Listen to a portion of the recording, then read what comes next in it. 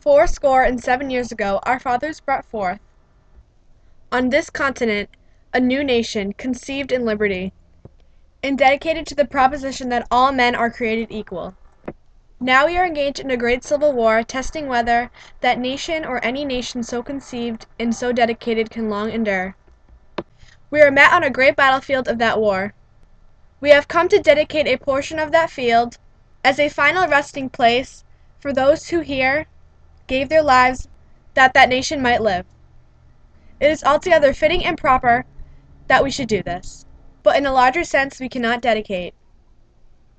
We cannot consecrate. We cannot hallow this ground. The brave men, living and dead, who struggled here, have consecrated it, far above our poor power to add or detract.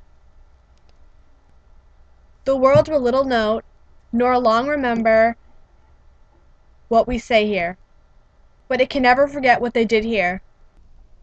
It is for us the living rather to be dedicated here to the unfinished work which they who have fought here have thus far so nobly advanced.